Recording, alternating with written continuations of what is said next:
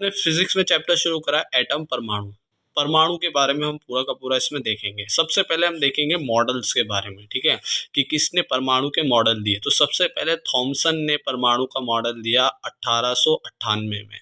Sir J Thomson ने परमाणु के अंदर इलेक्ट्रॉन और धनावेश की व्यवस्था की व्याख्या करने का प्रयास किया और उन्होंने एक परमाणु मॉडल प्रस्तुत किया जिसे थॉमसन का प्लम पुडिंग मॉडल भी कहते हैं। और इस मॉडल के अनुसार परमाणु एक ठोस गोला होता है जिसमें समस्त द्रव्यमान एवं धनावेश समान रूप से वितरित होते हैं तथा इसके बीच बीच में इलेक्ट्रॉन धसे रहते हैं। उसी तरह अंत स्थापित धसे होते हैं जिस तरह तरबूज के अंदर उसके गूदे में बीज धसे होते हैं। इसकी सफलता क्या थी देखो, इस परमाणु मॉडल के द्वारा तापायनिक उत्सर्जन, ठीक है, प्रकाश विद्युत प्रभाव और तथा आयनीकरण की क्रिया की सफलतापूर्वक व्याख्या की जा सकती है। अब इसके दोष भी हैं कुछ, जैसे पहला है इस मॉडल द्वारा हाइड्रोजन परमाणु के स्पेक्ट्रम में स्पेक्ट्रमी रेखाओं की श्रेणी की व्युत्पत्ति की व्याख्या नहीं की जा सकी, ठीक है ना। दूसरा, रदरफोर्ड अल्फा कणों के प्रकीर्ण प्रयोग में अल्फा कणों के अधिक कोणों से प्रकीर्ण की व्याख्या इस परमाणु मॉडल द्वारा नहीं की जा सकी। अब हम लेक्चर 2 देखेंगे। पहला प्रश्न आया, अल्फा कणों के प्रकीर्ण संबंधी रदरफोर्ड के प्रयोगों का वर्णन कीजिए व प्राप्त परिणाम का महत्व बताइए। तो प्रयोग क्या है, सन 1911 में आर्नेस्ट रदरफोर्ड के निर्देश अनुसार उनके सहयोगी एम.एच. गाइगर एवं ई. मार्सडन ने परमाणु के अंदर क्या है इसको जानने के लिए स्वर्ण पन्नी, सोने की पन्नी के साथ प्रयोग किए। इस प्रयोग को गाइगर मार्सडन प्रयोग भी कहते हैं, जिसमें उन्होंने क्या करा, एक बॉक्स लिया लेड का जिसमें उन्होंने एक अल्फा कण रखे और उस लेड में एक छिद्र ओ बनाया और जिससे उस अल्फा कण से किरण निकली और एक D1 और D2 क्या रखी, कुछ शीशे की दीवारें रखी जिनसे मतलब डायफ्राम रखे जिससे एक सीधी रेखा में, पतली रेखा में वो रेखा जो अल्फा कण है वो निकले और जब वो स्वर्ण पात्र से टकराती है तो फिर उसके बाद क्या हो जाती है, विक्षेपित हो जाती है और अलग अलग कणों में आगे की ओर बढ़ती ज़्यादातर। और कुछ क्या होते हैं, कुछ प्रकीर्ण है ना, कुछ कोण से गुजर जाते हैं। तो इसमें हम देखेंगे पूरा का पूरा क्या हुआ। देखो, रेडियो एक्टिव पदार्थ रेडॉन या पोलेनियम के शीशे के बॉक्स ए में रखा है, ठीक है ना। तो ये एक शीशे का बॉक्स है जिसे ए में रखा है, वह इस बॉक्स में एक छिद्र ओ है जिससे अल्फा कण तीव्र वेग से निकलती है। डायफ्राम D1 और D2 में से गुजरने के बाद अल्फा कण संकीर्ण किरण पुंज के रूप में पतली स्वर्ण पन्नी G पर जी है ना, पर आपतित होती है। तो इस तरह से होता है। अब क्या होगा देखो भाई, पहला हुआ क्या, अब इससे अधिकांश अल्फा कण पन्नी से सीधी पार हो जाती है।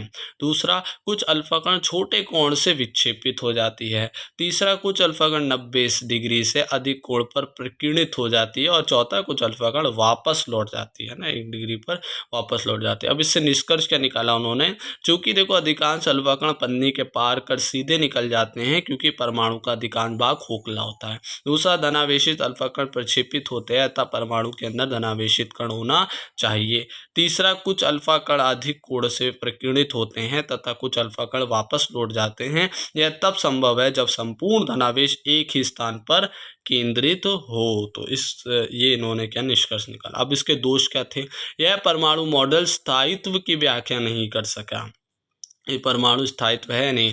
दूसरा, इस मॉडल के विभक्त स्पेक्ट्रम की व्याख्या नहीं की जा सकी, तो स्पेक्ट्रम की व्याख्या नहीं की जा सकी। एक और मैंने चित्र बनाया जिसमें अल्फा कण जा रही है और जब ये स्वर्ण पन्नी के परमाणु से टकराती है तो कुछ देखो भाई क्या होती है, सीधी गुजर गई है ज़्यादातर किरणें और कुछ विक्षेपित हो गई है। क्यों, क्योंकि अल्फा कण प्लस में रहती है और बीच में जब ये इसके नाभिक से टकराई तो ये भी विक्षेपित हो गई, कुछ डायरेक्ट जाकर टकराई तो वो वापस लौट जाती है। अब हम परमाणु मॉडल देखेंगे रदरफोर्ड का। तो ये तो प्रयोग था। सन 1911 में रदरफोर्ड ने अल्फा प्रकीर्णन प्रयोग के आधार पर परमाणु संरचना के संबंध में एक मॉडल प्रस्तुत किया जिसे रदरफोर्ड का परमाणु मॉडल कहते हैं। इस मॉडल के अनुसार पहला क्या है भाई, परमाणु के समस्त द्रव्यमान और समस्त धनावेश उसके केंद्र पर बहुत ही छोटे भाग में, जिसे नाभिक न्यूक्लियस कहते हैं, संकेंद्रित रहते हैं। तो ये इन्होंने बता दिया।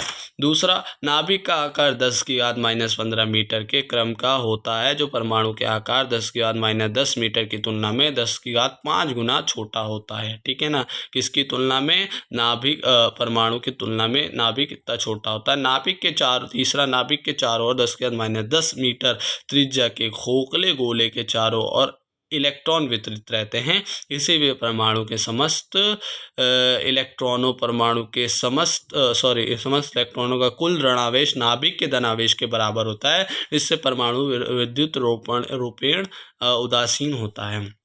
इलेक्ट्रॉन बराबर होते हैं उस बीच में जो हमारा नाभिक में क्या है, धनावेश है, उसके बराबर होता है। चौथा, परमाणु के अंदर इलेक्ट्रॉन स्थिर नहीं रहते, अपितु वृत्तीय मार्ग में नाभिक की परिक्रमा करते रहते हैं। वृत्तीय गति के लिए आवश्यक अभिकेंद्र बल नाभिक के धनावेश और इलेक्ट्रॉन के मध्य लगने वाले स्थिर वैद्युत आकर्षण बल से प्राप्त होता है। तो एक तो बीच में क्या लग रहा है, अभिकेंद्र बल लग रहा है, और एक प्लस माइनस के बीच में क्या लग रहा है, स्थिर वैद्युत आकर्षण बल लग रहा है, और इसी से ये क्या करता रहता है, ये वृत्तीय मार्ग में गति करता रहता है। और यदि इलेक्ट्रॉन स्थिर रहते हैं, मान लो भाई अभिकेंद्र बल नहीं लग रहा है, तो क्या होगा, आकर्षण बल, विद्युत आकर्षण बल के चलते नाभिक में इलेक्ट्रॉन गिर जाएगा, है ना, वो उसको आकर्षित कर लेगा। चौथा लेक्चर, रदरफोर्ड के परमाणु मॉडल के आधार पर हाइड्रोजन परमाणु में इलेक्ट्रॉन की कुल ऊर्जा के लिए व्यंजक व्युत्पन्न कीजिए। तो अब हमें हाइड्रोजन परमाणु के लिए कुल ऊर्जा निकालनी है। क्या है, माना इलेक्ट्रॉन का द्रव्यमान m है, वह r त्रिज्या की कक्षा में v चाल से परिक्रमा कर रहा है, तब वृत्तीय गति करने के लिए आवश्यक अभिकेंद्री बल क्या होगा, mv²/r होगा। अब देखो, कूलाम के नियम से नाभिक में धनावेश और इलेक्ट्रॉन के लगने वाला स्थिर वैद्युत बल क्या होता है, कूलाम के नियम, वही कूलाम का बल जो होगा, है ना, स्थिर वैद्युत बल क्या हो, 1/ε0 1/4πε0 e गुणा e हो जाएगा, Q1 Q2 होता है ना, बटे में r²। तो हम इसको 1/4πε0 e² बटे में r² बोल सकते हैं। किंतु अभिकेंद्र बल स्थिर वैद्युत आकर्षण बल के बराबर होता है। ठीक है ना, जब भी तो घूम पाएगा। तो mv²/r जो अभिकेंद्र बल बराबर हो जाएगा 1/4πε0 e² बटे में r² के। और जब हम r को r से काटेंगे तो यहाँ पर एक r उधर बचेगा, तो ये हो जाएगा mv² = 1/4πε0 गुणा में e² बटे में r। और जब हम r को इधर ले लेंगे तो ये r की वैल्यू एक तरह से निकल आए, जो होगी 1/4πε0 गुणा में e² बटे में mv²। अब इलेक्ट्रॉन की गतिज ऊर्जा निकालेंगे। गतिज ऊर्जा क्या होती है, k = ½ mv² होती है। तो यहाँ पर mv² की वैल्यू रख देंगे जो हमने अभी निकाली है। तो इस तरह से यहाँ पर एक संख्या बन जाएगी, और k की हम वैल्यू निकाल सकते हैं। जब इसका 2 से गुणा करेंगे तो आएगी k की वैल्यू e² बटे में 8πε0r। अब नाभिक से r दूरी पर स्थित इलेक्ट्रॉन की स्थितिज ऊर्जा। अब इलेक्ट्रॉन की स्थितिज ऊर्जा r दूरी पर किस तरह निकालेंगे, u = में 1/4πε0, वही जिस तरह से हमने किसकी निकाली थी, हमारा जो कूलाम के नियम से है। अब यहाँ पर बस संख्या मतलब साइन के हिसाब से रखें, e गुणा में -e रखते हैं बटे में r। तो ये हो जाएगा u = -e² बटे में 4πε0r, मतलब माइनस का साइन आ जाएगा क्योंकि इलेक्ट्रॉन माइनस में है। अतः हाइड्रोजन परमाणु से इलेक्ट्रॉन की कुल ऊर्जा, अब इलेक्ट्रॉन की कुल ऊर्जा कैसे निकालेंगे, काइनेटिक ऊर्जा और बटे में जो हमारी स्थितिज ऊर्जा है, तो इन दोनों को जोड़ देंगे, गतिज ऊर्जा और स्थितिज ऊर्जा को, तो हमारा निकल आएगा। तो यहाँ पर पूरा मान रखने पर ये देखो प्लस माइनस होगा, और उसके बाद एलसीएम वगैरह होगा। तो ये आंसर आ गया हमारा, कुल ऊर्जा E बराबर आ गई माइनस के e² बटे में 8πε0r। तो यहाँ पर इलेक्ट्रॉन की कुल ऊर्जा ऋणात्मक है, जो इस बात का द्योतक है या द्योतक है कि इलेक्ट्रॉन नाभिक से बद्ध होता है। ठीक है ना, कुल ऊर्जा क्या है, माइनस में आ रही, मतलब इलेक्ट्रॉन नाभिक से बद्ध है। अब 5वां लेक्चर परमाणुीय स्पेक्ट्रम देखेंगे। स्पेक्ट्रम मुख्यतः 2 प्रकार के होते हैं, एक उत्सर्जन स्पेक्ट्रम, एक अवशोषण स्पेक्ट्रम। उत्सर्जन स्पेक्ट्रम क्या होता है, जब किसी वस्तु को गर्म किया जाता है या अन्य विधि से उसे ऊर्जा दी जाती है, तो एक स्थिति ऐसी आती है जबकि वस्तु से प्रकाश निकलने लगती है, और इस स्थिति में वस्तु तापदीप्त कहलाती है। अब तापदीप्त वस्तु के प्रकाश से जो स्पेक्ट्रम प्राप्त होता है उसे उत्सर्जन स्पेक्ट्रम स्पेक्ट्रम कहते हैं। उत्सर्जन स्पेक्ट्रम मुख्यतः 3 प्रकार के होता है। पहला सतत स्पेक्ट्रम। इस स्पेक्ट्रम में सभी रंग एक निश्चित क्रम में उपस्थित रहते हैं। किन्हीं भी दो रंगों के बीच कोई पृथक्करण रेखा नहीं होती है। इस स्पेक्ट्रम के एक किनारे पर बैंगनी रंग तथा दूसरे किनारे पर लाल रंग होता है। अन्य रंग इन दोनों रंगों के मध्य विद्यमान रहते हैं। उदाहरण विद्युत बल्ब, तेल के लैंप, मोमबत्ती की ज्वाला आदि सतत स्पेक्ट्रम है। अब उसके बाद आता है रेखीय स्पेक्ट्रम। इस स्पेक्ट्रम में काली पृष्ठभूमि पर पतली व चमकीली रेखाएं दिखाई देती है। गैस या वाष्प परमाणु अवस्था में आने के पश्चात ही रेखीय स्पेक्ट्रम का उत्सर्जन करते हैं। अतः इस प्रकार के स्पेक्ट्रम को परमाणुवीय स्पेक्ट्रम भी कहते हैं। उदाहरण सोडियम व मरकरी लैंप रेखीय स्पेक्ट्रम है। तो ये रेखीय बैंड स्पेक्ट्रम इस प्रकार के स्पेक्ट्रम है। काली पृष्ठभूमि पर चौड़ी चौड़ी विभिन्न रंगों की चमकीली पट्टियां दिखाई देती है। पट्टियां एक सिरे पर चमकदार तथा दूसरे सिरे पर धुंधली होती है। उदाहरण कार्बन के अधिकांश यौगिक जैसे CO2 आदि बैंड स्पेक्ट्रम देते हैं। अब हम देखेंगे अवशोषण स्पेक्ट्रम। जब श्वेत प्रकाश को किसी पारदर्शी ठोस द्रव्य या गैस से गुजारा जाता है तो ये पदार्थ अपनी प्रकृति के अनुसार कुछ निश्चित तरंग दैर्ध्य वाले प्रकाश का अवशोषण कर लेते हैं। फलस्वरूप स्पेक्ट्रम में अवशोषित प्रकाश के स्थान पर काली रेखाएं या काली पट्टियां दिखाई देती हैं। इस प्रकार के स्पेक्ट्रम को अवशोषण स्पेक्ट्रम कहते हैं। अब हम लेक्चर 6 देखेंगे। बोर के परमाणु मॉडल के प्रमुख अभिग्रहित लिखिए। तो हम बोर का परमाणु मॉडल देखेंगे। देखो, जब बोर का परमाणु मॉडल हुआ था 1913 वगैरह में हुआ था। इन्हीं हमारे जो रदरफोर्ड है उन्हीं के बाद में हुआ था। 1911 में उनका हुआ था।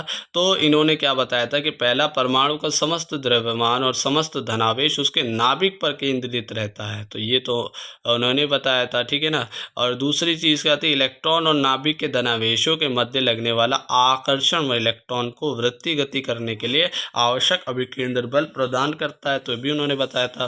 तीसरा, इलेक्ट्रॉन नाभिक के चारों ओर सभी संभव कक्षाओं में नहीं घूमते परंतु कुछ विशिष्ट कक्षाओं में ही घूमते हैं। इन कक्षाओं को स्थायी कक्षा कहते हैं। तो अब यहाँ पर इन्होंने एक चीज़ बता दी, स्थायी कक्षा, जो कि रदरफोर्ड नहीं बता पाए थे और इसी से इनका परमाणु मॉडल सक्सेसफुल माना गया। पर इसमें भी कुछ दोष थे। चौथा, इनकी क्या मतलब कि इन्होंने क्या बताया, स्थायी कक्षाएं वो होती हैं जिनमें किसी इलेक्ट्रॉन का कोणीय संवेग MVR बराबर, कोणीय संवेग क्या होगा, जो उसके पूर्ण गुणज है उसका h/2π होना चाहिए। मतलब पूर्णांक गुणज में h/2π होना चाहिए का पूर्ण गुणज होना चाहिए, जहां h एक प्लांक नियतांक है। मतलब कि जहां इलेक्ट्रॉन कक्षाओं में एक निश्चित गति करेगा, एक स्थायी कक्षा में घूमेगा, स्थायी गति करेगा, जहां पर उसकी ऊर्जा का ह्रास नहीं होगा, वह उसका स्थायित्व बना रहेगा। तो उसको उस जो कक्षा में घूमने के लिए क्या चाहिए, उस कोणीय संवेग का h/2π का पूर्ण गुणज होना चाहिए। यदि यहाँ पर m द्रव्यमान का इलेक्ट्रॉन r त्रिज्या की कक्षा में v वेग से घूम रहा है तो इसका कोणीय संवेग MVR होगा। पांचवा क्या है, स्थायी कक्षा में घूमते समय इलेक्ट्रॉन ऊर्जा का उत्सर्जन या अवशोषण नहीं करते। ऊर्जा का उत्सर्जन या अवशोषण उसी समय होता है जब वे एक कक्षा से दूसरी कक्षा में कूदते हैं, जब ही होगा। एक और प्रश्न, बोर के परमाणु मॉडल की कमियां लिखिए। अब इसकी कमियां भी थी। पहला, इस मॉडल द्वारा केवल एक इलेक्ट्रॉन वाले परमाणु जैसे हाइड्रोजन या आयनित हीलियम या तथा द्विआयनित लिथियम आदि के स्पेक्ट्रम की ही व्याख्या की जा सकती है। मतलब कि एक ही इलेक्ट्रॉन की व्याख्या की जा सकती है। स्पेक्ट्रम में पास पास स्थित रेखाओं की उत्पत्ति इस मॉडल द्वारा व्याख्या नहीं की जा सकी।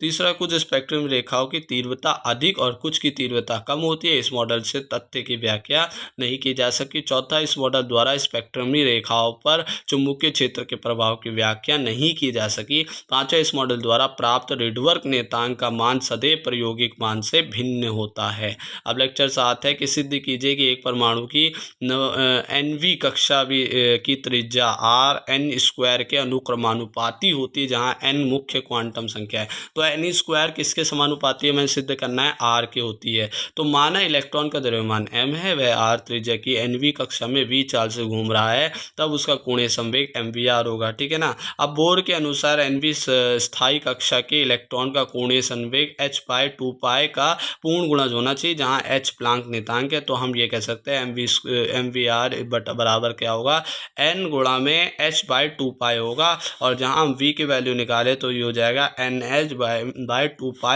MR इधर आ जाएगा। अब देखो भाई, ये एक हमने मान ली समीकरण। अब देखो, इलेक्ट्रॉन को वृत्तीय गति करने के लिए आवश्यक अभिकेंद्र बल mv²/r, है ना। किंतु कूलाम के नियम से नाभिक के धनावेश और इलेक्ट्रॉन के बीच लगने वाला आकर्षण बल क्या होता है, 1/4πε0 गुणा ई गुणा में ER² होगा, जिसे E² भी बोल सकते हैं। और अब हम यहाँ पर हम क्या कहेंगे कि अभिकेंद्री बल जो होगा वो बराबर किसके होगा, नाभिक और इलेक्ट्रॉन के बीच लगने वाले बल के, ठीक है ना। mv²/r होता है ना अभिकेंद्री बल, तो इसको हम बराबर कर देंगे तो r से r कट जाएगा, तो क्यों की बराबर हो जाएगा mv² = 1/4πε0 गुणा E²/r हो जाएगा। अब समीकरण 1 से v का मान जब यहाँ रखा तो v² की जगह ये रख दिया NH/2πmr इसका होल ट्वाइस। तो यहाँ पर जब इसको खोला तो देखो भाई क्या यहाँ पर कट्टम कट्टी हुई, तो m से m कटा, पाई से पाई उधर कट गया एक, और 4 से 4 कट गया, r से r एक कट गया। तो इस तरह से हमारा क्या बचा, n²h²/πmr और = में E²/ε0। और इसको जब हमने r की वैल्यू जब यहाँ पर रखी और सबको उधर भेज दिया तो 1/r क्या हो जाएगा, E²/m/ε0 n²h²। और जब हम r को ऊपर ले लेंगे तो ये भी संख्या ऊपर हो जाएगी, जो कि अब सुनना r जो होगा r बराबर क्या हो जाएगा, ε0 n²h²/πme² हो जाएगा। और हम जब इन सबको ले लेंगे तो यहाँ पर सामने दिख रहा है कि n² समानुपाती किसके, r के। इससे स्पष्ट है कि बोर की किसी स्थायी कक्षा की त्रिज्या n² के अनुक्रमानुपाती होती है।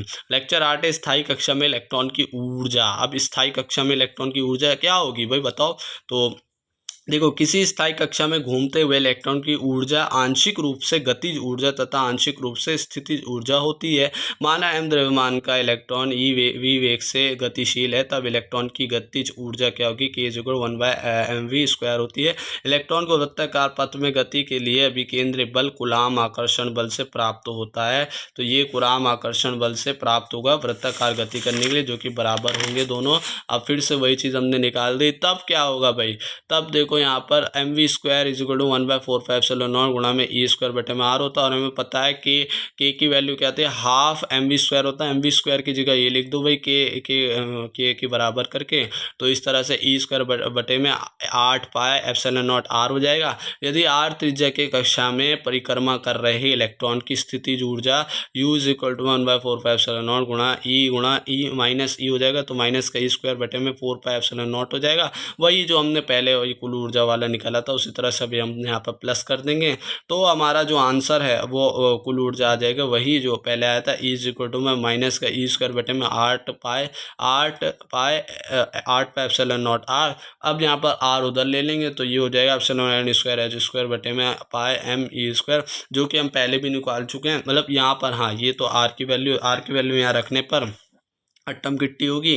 तो यहाँ पर E जो होगा वो बराबर किसके हो जाएगा, माइनस का me4, ये किसका, बोर के लिए, बटे में 8n²ε0²h²। तो ये इस तरह से आ जाएगी। और यहाँ पर जब सबकी वैल्यू रखेंगे तो E की वैल्यू होती है, हमारे इलेक्ट्रॉन की वैल्यू होती है 1.6 × 10⁻19 कूलाम, और इलेक्ट्रॉन का द्रव्यमान 9.11 × 10⁻31 kg। ε0 की वैल्यू होती है 8.854 और इसका -12, और हमारा जो प्लांक ने था कि उसकी 6.6 × 10⁻34 होती है। तो ये जब रखेंगे तो यहाँ पर जो कुल ऊर्जा आएगी वो होगी E में माइनस का 2.18 × 10⁻18/n² जूल आएगी। अब यहाँ पर हमें पता है एक इलेक्ट्रॉन वोल्ट जो होता है 1.6 × 10⁻19 जूल के बराबर होता है। तो जब ये वैल्यू हम जूल की जगह इलेक्ट्रॉन वोल्ट में रखेंगे तो यहाँ पर क्या आ जाएगा, E बराबर आ जाएगा -13.6 बटे में n² इलेक्ट्रॉन वोल्ट आ जाएगा। अब यहाँ पर जब हम कक्षाओं की अलग अलग स्थायी कक्षाओं की निश्चित कक्षाओं में बात करेंगे इलेक्ट्रॉन की, तो ये जो हमारी ऊर्जा का अंतर है वो अलग अलग होता रहेगा। जैसे n बराबर 1 अगर पहली कक्षा में है तो ये क्या हो जाएगा, इसकी वैल्यू हो जाएगी यहाँ पर -13.6 हो जाएगी इलेक्ट्रॉन वोल्ट। अगर 2 होगा तो -3.6 इलेक्ट्रॉन वोल्ट। इसी तरह से आगे जब हम करते जाएंगे तो ये आगे ज़्यादा बढ़ती जाएगी। अब हम यहाँ पर देखेंगे लेक्चर 9 उत्सर्जन स्पेक्ट्रम। तो स्पेक्ट्रम किस तरह से प्राप्त होता है, देखो हाइड्रोजन परमाणु में जब कभी इलेक्ट्रॉन उच्च ऊर्जा स्तर से निम्न ऊर्जा स्तर में संक्रमण करता है तो दोनों ऊर्जा स्तरों की ऊर्जाओं के बराबर ऊर्जा वाला विकिरण उत्सर्जित होता है, जिसका एक निश्चित तरंग दैर्घ्य होता है। इसे एक स्पेक्ट्रमी रेखा कहते हैं। तो जब वो निम्न से उच्च में जाता है और जब उच्च से निम्न में आता, उच्च से निम्न में जब आता है तो एक क्या करता है, एक तरंग दैर्घ्य निकालता है और उसी से एक क्या बनती है, एक निश्चित तरंग दैर्घ्य होती है, इसी से स्पेक्ट्रमी रेखाएं कहते हैं। ठीक है ना। अब हमें पता है ये ऊर्जा निकल आ गई जो कि वो है माइनस का Me4 है ना, और बटे में 8n² अब यहाँ पर जब इलेक्ट्रॉन मान लो 2 से 1 में आता है तो ये किस तरह से हम निकालेंगे, माइनस कर तो उसकी उत्सर्जन स्पेक्ट्रम निकल आएगी। तो मान लो E1 जो हमारा है N1 यहाँ पर रख दिया हमने और E2 को N2 रख दिया। तो अब यहाँ पर किस तरह से हमारी जो ऊर्जा का अंतर है वो कैसे निकलेगा, 2 से 1 में आ रहा है तो यहाँ पर बड़े वाले को छोटे वाले से माइनस करते, E2 माइनस E1 कर दिया तो हमारा H म्यू जो हमारा एनर्जी है वो निकल आएगी, जो कि इस तरह से हम निकाल लें। अब यहाँ पर माइनस माइनस प्लस हो जाएगा। अब देखो जो जो कॉमन है उसे बाहर ले लेंगे और फिर अंदर एक ब्रैकेट में जो ले लेंगे 1/N1 माइनस N2 हमने कर दिया। क्यों, क्योंकि जो माइनस वाला है उसको पहले लिख दिया और जो प्लस वाला है उसको बाद में लिख दिया। विकिरण का तरंग दैर्घ्य लैम्बडा है तो C = में म्यू लैम्बडा होगा, जो कि अब म्यू जो होगा वो बराबर किसके हो, C/λ के होगा। अब क्योंकि ये भाई हमें पता है C = में म्यू लैम्बडा होता है तो इस तरह से हमने निकाल लिया। अब H म्यू जो होगा वो ये निकल आ गई वैल्यू।